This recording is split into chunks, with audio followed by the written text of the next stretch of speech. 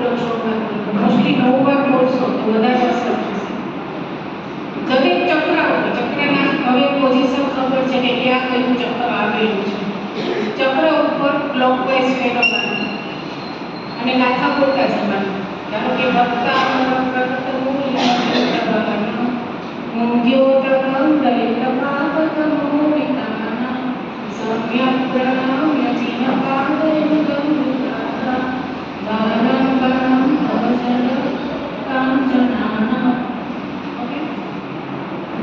એક સાધના થઈ.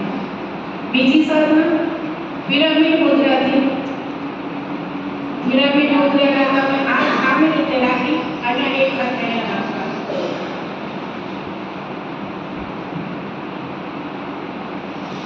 એક હાથ અહીંયા એક ચક્ર ઉપર અને બીજો હાથ બીજા ચક્ર.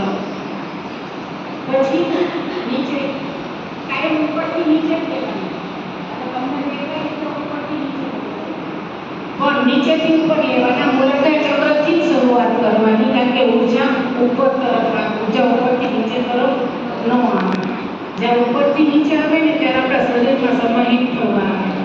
પણ આપણે જ્યારે ઊર્જા લેવી છે ત્યારે નીચેથી ઉપર તરફ કરી દેવાનું. એટલે પહેલા મૂળાધાર ચક્ર ઉપર, પછી સ્વાદિષ્ટાન ચક્ર ઉપર, એક હાથ મૂળાધાર ઉપર, એક હાથ સ્વાદિષ્ટાન ઉપર. એવી રીતે રાખીને 9 વાર ગાથા તમે બોલી શકો છો.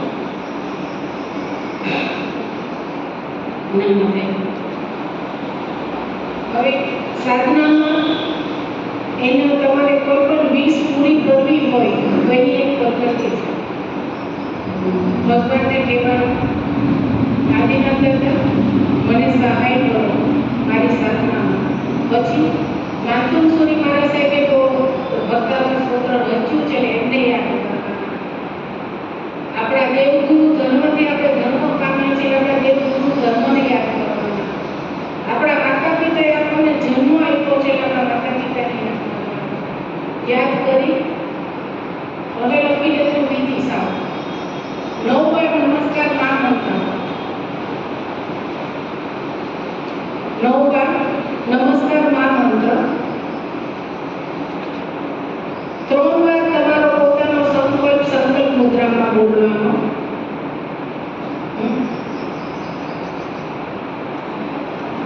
21 વાર તમારે જે ગાથા તમારે માટે અનુકૂળ છે કે તમારી વિશ પૂરી કરવા માટે જોઈએ છે એ ગાથા રિદ્ધિ અને મંત્ર સાથે કરવાનું.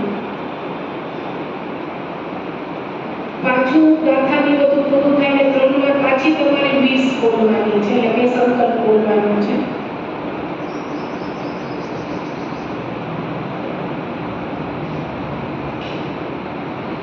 નવ વાર પાછા નમસ્કાર મહામંત્ર બોલવાનો છે છેલ્લે.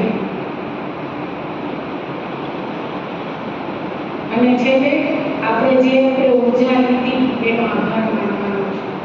આદિનાથ દાદાનો, કાંતુર મહારાજ સાહેબનો, આપણા દેવગુરુ ધર્મનો, માતા પિતાનો. આપણે ઊર્જા શેની ઉપર લીધી? આપણા શરીર ઉપર, એટલે શરીરનો આપણે આત્માનો આભાર માનવાનો છે. ત્યારે આ વિધિ પૂરી થાય.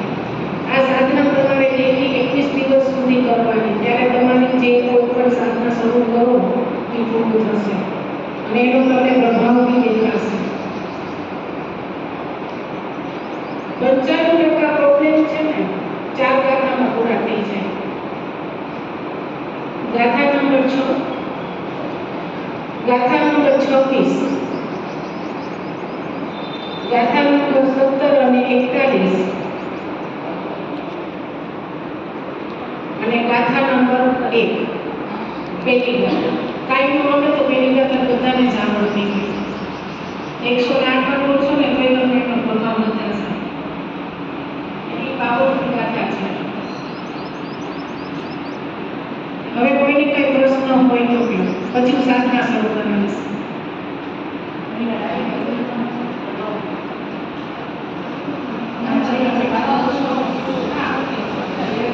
ગાથા નંબર 6, 26.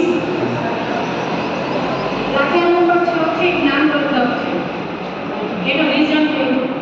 26ની જે લક્ષ્મી પ્રાપ્તિ માટે છે, 17 અને 41ની છે એ આપણી ડિમાન્ડો માટે છે. દરેક પ્રકારની 2 ગાથા સાથે કરશું તો તમને એનો જવાબ મળશે. અને સર્વકાર્ય સિદ્ધિ માટે પેલી ઘટના. કોઈને કઈ પ્રશ્ન હોય તો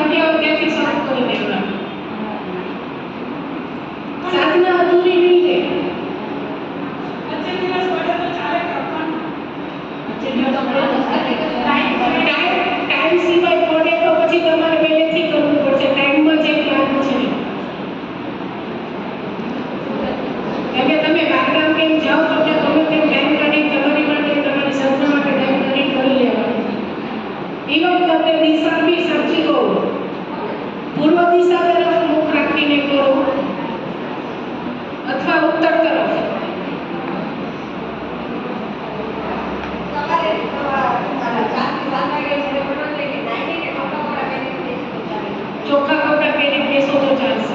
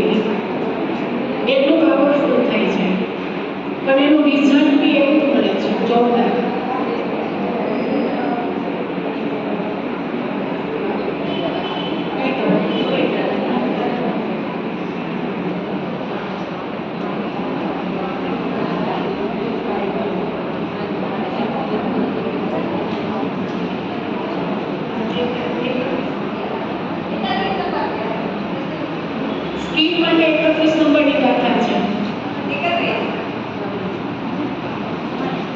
આપણે છે ને પહેલાના જમાનામાં બધા છે પાણીમાં વાટકામાં પાણી રાખી બધી ગાથાની નંબર ફોલ કરતા. હું એમાં માનતી નથી કે આપણે આમ નહીં અને આપણા નખમાં એટલા બધા જવું છે કે ન માનતા એની માનતા પડી જાય. બરાબર? આજ નથી રાખવાનો. આપણી નજર સામે કાચનો ગ્લાસ રાખવાનો છે અને એમાં પાણી રાખવાનું છે. નજરથી આપણી ઉર્જાને પાસ કરી અને ગ્લાસમાં આપવાની છે.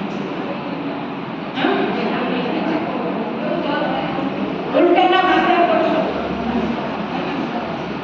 નખમાં એટલા બધા રોગ છે ને આપણા નખ ચોખ્ખા ન હોય. આપણે માનતા હોય પણ નખ ચોખ્ખા હોતા નથી. એટલે ખાલી કાચનો ગ્લાસ રાખો અને એ જે